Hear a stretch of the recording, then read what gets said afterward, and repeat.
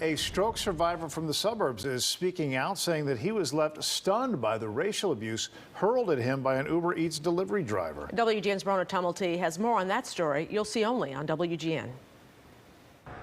Good evening, guys. You're about to meet a man named Freddie Taylor. He is 35 years old, and over the last 3 years or so, he has been to hell and back after suffering not one but two strokes. This past weekend, though, he was forced to deal with something else entirely. This stroke stuff ruined my life. I had a good thing going on. 2019 was a really tough year for Freddie Taylor and his family. It was September when he and his fiancée Erica were celebrating after learning they were expecting a little boy. I had one shot, and then I said, I don't feel right. I think I should lay down. Erica says something's not right. My entire left side of my face looked like it melted. She said, oh my God, he's having a stroke. And 3 months later, he had another one. This stroke stuff devastated my life. Life changed dramatically for the dad of two, who's had to learn how to do everything all over again. Forced to lean on those he loves most. Since Erica does everything, I try to help her out as much as I can. Give her a break where I can. So I use Uber to order food. And that's what happened Saturday when he decided to get breakfast for everyone. I said, Trey, what do you want? He says, donuts.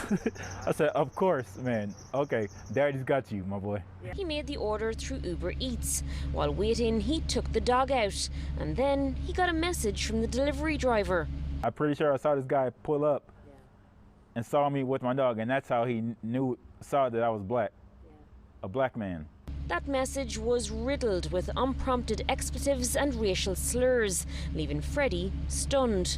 People like that, you gotta kill with kindness. Yes. So, because they want to get a rise out of you. No, so I'm not gonna go there. Yeah. So I just said, okay, you have a blessed day, sir.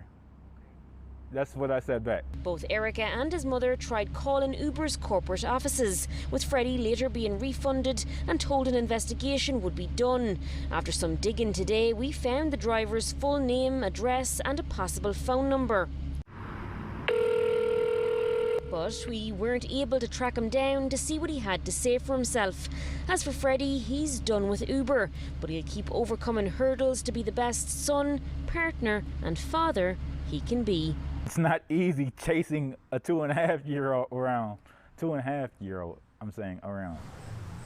It's not easy. He's very active. It's not easy anyway, because they're so busy and they're into everything. Yeah, I'm like, okay, man, relax. Okay. We reached out and spoke with Uber today about this whole situation, and we got a statement tonight which says, as outlined in our community guidelines, discrimination has no place on the Uber platform. We are horrified by this driver's conduct and he is banned from the Uber platform.